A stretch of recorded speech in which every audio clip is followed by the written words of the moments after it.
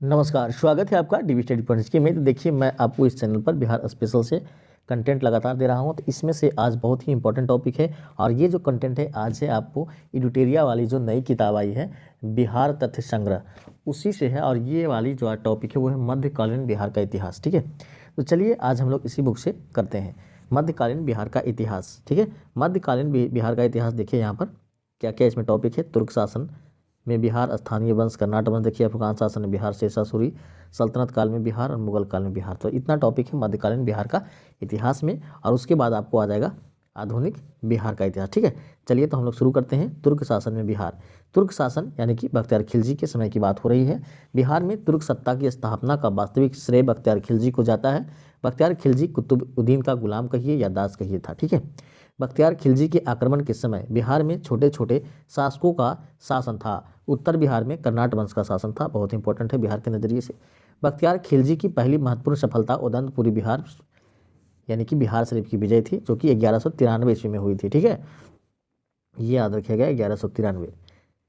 बख्तियार खिलजी ने उदंतपुरी के साथ नालंदा एवं विक्रमशिला विश्वविद्यालय को भी नष्ट कर दिया। इन विश्वविद्यालयों में उसने आग लगवा दिया था। ठीक है, आगे चलते हैं।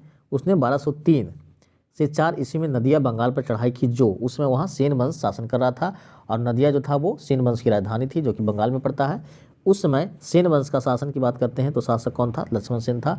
लक्ष्मण सेन बिना लड़े ही डर कर भाग गया और बख्तियार ने इस क्षेत्र पर अधिकार कर लखनऊती को अपनी राजधानी बना लिया। ठीक है, मतलब सेन वंश की जो राजधानी थी वो जो थी उस समय नदिया थी, लेकिन जैसे ही यहाँ पर बख्तियार खिलजी का शासन आता है तो उस क्षेत्र का राजधानी हो कहाँ हो जाता है? लखनऊती हो जाता है। ठीक है, बख्तियार की हत्या उसके एक अधिकारी अली मर्दान ने कर दी। उसके शव को बिहार शरीफ के इमादपुर में दफनाया गया है। बिहार शरीफ आपको नालंदा जिला का मुख्यालय है, ध्यान रखिएगा।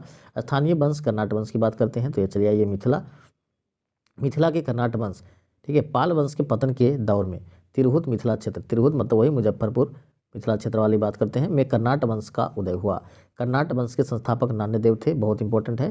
कर्नाट वंश की राजधानी कहाँ थी? तो शिवरामगढ़ थी, जो वर्तमान में कहाँ है? तो नेपाल में है। बख्तियार खिलजी के बिहार अभियान के समय कर्नाट शासक नरसिंह देव ने उसे नजराना भेंट किया और सहयोग किया, क्योंकि कर्नाट वंश का सेन वंश के साथ क्या चलता था? तो संघर्ष चलता था। कर्नाट वंश पर तुर्क सेनापति तुगरिल तुगन के अभियान की चर्चा तिब्बती धर्मस्वामी ने की है। सामान्यतः दिल्ली के सुल्तान के साथ कर्नाट वंश का संबंध नजराना एवं भेंट का था, परंतु गयासुद्दीन तुगलक ने अपने बंगाल अभियान 1324-25 के क्रम में कर्नाट क्षेत्र पर विजय प्राप्त कर लिया। आगे चलते हैं। गयासुद्दीन ने अपने अभियान के समय कर्नाट वंश का शासक हरि सिंह देव का था, जो हरि सिंह देव का रेंज रहा उसका तो 1279 से 1335 तक। ठीक है, जो कि समाज सुधारक भी था। हरि सिंह इस वंश का अंतिम शासक था। ये बहुत इंपॉर्टेंट हो जाता है।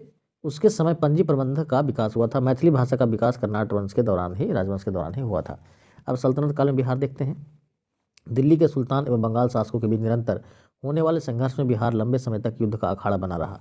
इल्तुतमिश दिल्ली सल्तनत का प्रथम सुल्तान था जिसने बिहार पर अभियान किया। ठीक है, कहेगा कि सल्तनत काल का कौन प्रथम शासक था जो बिहार पर अभियान किया? तो कौन था? इल्तुतमिश था। कौन था? इल्तुतमिश, जो कि कुतुबुद्दीन का गुलाम था। ठीक है, उसने 1225 ईस्वी में बंगाल एवं बिहार पर अधिकार किया, परंतु यह अधिकार उसके उत्तराधिकारी के समय खत्म हो गया।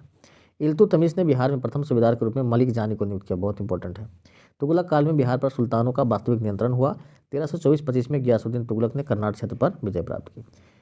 फिरोज शाह तुगलक ने अपने बंगाल अभियान उसने 1359 में किया था, विधान रखिएगा। इस समय बिहार आया। पटना और गया से उसके अभिलेख प्राप्त हुए हैं। राजगीर में जैन मंदिर के अभिलेखों में उसके द्वारा अनुदान देने का प्रमाण मिलता है। आगे का पॉइंट देखते हैं। तुगलक काल में बिहार की राजधानी बिहार शरीफ थी।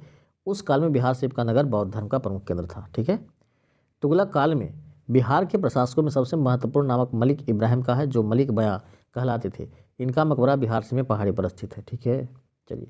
13वीं शताब्दी में मध्य में मिनहाज ए सिराज की रचना तबकाते नासरी बिहार नाम का उल्लेख मिलता है।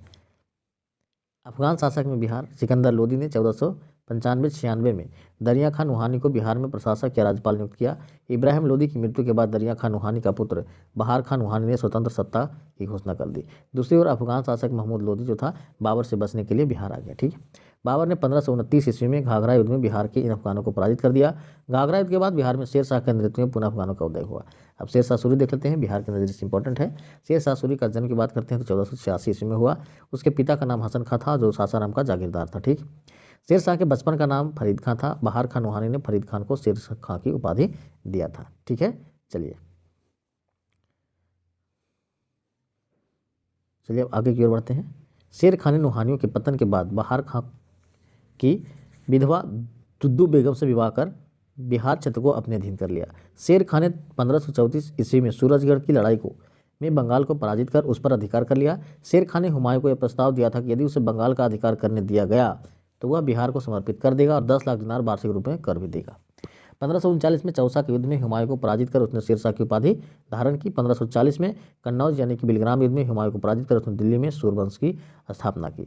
आगे का पॉइंट है 1541 ईस्वी में शेर शाह ने पटना का दुर्ग बनवाया, इस नगर को बिहार की राजधानी बनाया। इसका वर्णन अब्दुल्लाह की तारीख दाऊदी में मिलती है। शेर शाह ने 1543 ईस्वी में रायसीन, 1544 में मारवाड़ विजय किया।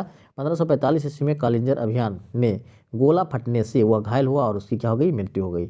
शेर शाह ने अपने जीवन काल में सासाराम में इंडो इस्लामिक स्थापत्य कला पर आधारित मकबरा का निर्माण प्रारंभ करवाया।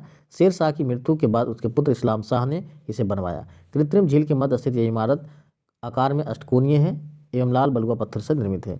शेर शाह ने बिहार में रोहतास किला भी बनवाया। शेर शाह ने जब्ती प्रणाली चलाई जिसमें भूमि की माप के आधार पर लगान निर्धारण किया जाता था। इसे अकबर ने भी अपनाया था। शेर शाह का शासन सुव्यवस्थित शासन प्रणाली के लिए प्रसिद्ध था। उसके संचार व्यवस्था, डाक व्यवस्था, सैन्य व्यवस्था, राजस्व व्यवस्था में व्यापक सुधार किए थे। शेर शाह सूरी ने शुद्ध चांदी का रुपया और तांबे का ताम प्रचलित करवाया। शेर शाह के बाद उसका पुत्र जलाल खां यानी कि इस्लाम शाह की उपाधि से के साथ गद्दी पर बैठा। बाद में सूरवंश 3 भागों में बट गया। 1555 ईस्वी में मच्छीबार एवं सरहिंद के युद्ध में हुमायूं ने सिकंदर सूरी को पराजित कर सूरवंश का अंत कर दिया। अब आते हैं आगे चेरो राजवंश। चेरो वंश पाल वंश के पतन के पश्चात बिहार के क्षेत्र में स्थानीय राज्यों का उदय हुआ। उन्हीं राज्यों में एक प्रमुख चेरो का था। चेरो राज्य का क्षेत्र की बात करते हैं तो शाहाबाद, सारण, मुजफ्फरपुर, पलामू तथा वाराणसी का क्षेत्र था। चेरो वंश के स्थापना 12वीं शताब्दी में हुई। चेरो वंश का मुख्यालय बिहिया भोजपुर था, बहुत इंपॉर्टेंट है। 1607 ईस्वी में चेरो एवं उज्जैन के बीच एक महत्वपूर्ण लड़ाई हुई जिसमें चेरो की जीत हुई थी। इस वंश का प्रमुख शासक मेदिनी राय, जिसका रेंज 1658 से 1674 था। ठीक है, मुगलों के प्रभाव से इस वंश का धीरे धीरे पतन हो गया। आगे देखते हैं मुगल काल में बिहार। शेर शाह की मृत्यु के बाद कुछ वर्ष तक सूरवंश की सत्ता बनी रही, लेकिन 1555-56 ईस्वी में मुगल राज्य को पुनः स्थापना हो गई। दिल्ली में मुगल राज्य की पुनः स्थापना के समय बिहार में ताज खां करारानी के नेतृत्व में एक अफगान राज्य का गठन हुआ। अकबर के समय बिहार ताज खां करारानी ने अकबर के प्रति सम्मान की नीति अपनाई, लेकिन उसके पुत्र दाऊद खां करारानी ने इसका विरोध किया। अकबर ने उसे दंडित करने के लिए स्वयं आक्रमण किया। 1576 में उसने पटना को जीत लिया और दाऊद खां को पटना छोड़कर भागना पड़ा। ठीक है, चलिए आगे चलते हैं। दाऊद खां बिहार का अंतिम अफगान शासक सिद्ध हुआ। 1580 ईस्वी में बिहार को मुगलों द्वारा एक सूबा प्रांत का दर्जा दिया गया। अकबर द्वारा मुनीम खां को बिहार का गवर्नर बनाया गया, बहुत इंपॉर्टेंट है। अकबर के समय राजा मान सिंह को बिहार का प्रांतपति 1587 ईस्वी से 1594 ईस्वी के बीच बनाया गया। मान सिंह के समय मुगल साम्राज्य बिहार में काफ़ी मजबूत हो गया था। मान सिंह के समय रोहतास को बिहार की राजधानी बनाया गया। आगे चलते हैं जहांगीर के समय बिहार। जहांगीर के समय छोटा नागपुर के क्षेत्र पर मुगलों का अधिकार स्थापित हुआ। इस क्षेत्र से मुगलों को हीरा और सोना प्राप्त होता था। जहांगीर ने 1621 ईस्वी में राजकुमार परवेज को बिहार का प्रांतपति बनाया।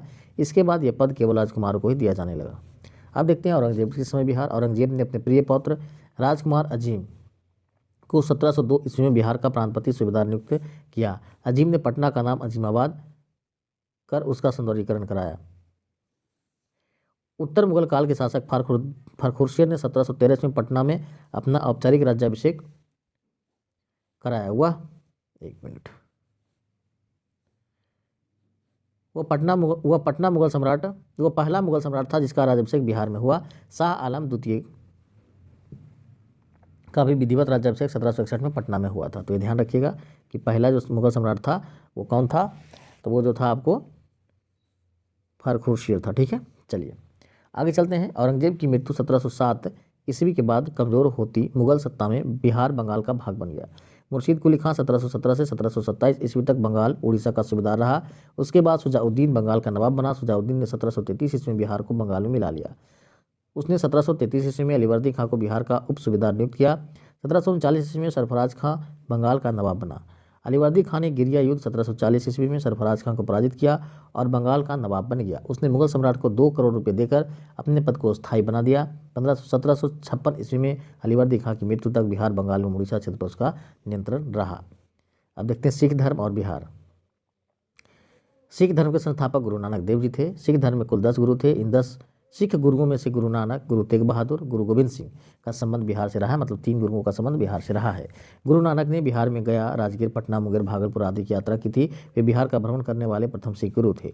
सिख धर्म के 9वें गुरु श्री तेग बहादुर की भी सासाराम गया होते हुए पटना आए थे। यहाँ वे अपनी पत्नी गुजरी देवी को छोड़ गए थे, जो मां बनने वाली थी। यहीं पटना में गुरु गोविंद सिंह का जन्म हुआ। सिख धर्म के 10वें एवं अंतिम गुरु गुरु गोविंद सिंह का जन्म पटना में 26 दिसंबर 1666 ईस्वी को हुआ। गुरु गोविंद सिंह 1676 ईस्वी में 10वें गुरु बने तथा 1699 ईस्वी में उन्होंने खालसा पंथ की स्थापना की। तख्त श्री हरिमंदिर जी पटना साहिब सिख धर्म का प्रमुख तीर्थस्थल है। इसका निर्माण महाराजा रणजीत सिंह ने करवाया था। इसे श्री पटना साहिब के नाम से जाना जाता है। तो ये देखिए पूरा था आपको मध्यकालीन बिहार का इतिहास। ये टॉपिक पूरी तरह से समाप्त हुआ। उम्मीद करता हूँ ये वीडियो आपको अच्छी लगी होगी। यदि आपको वीडियो अच्छी लगी, वीडियो को लाइक कीजिए, चैनल को सब्सक्राइब करके बेल आइकन दबाना ना भूलें, ताकि इस तरह का अपडेट आपको मिलता रहे। तब तक थैंक यू, जय हिंद। मिलेंगे नेक्स्ट वीडियो में।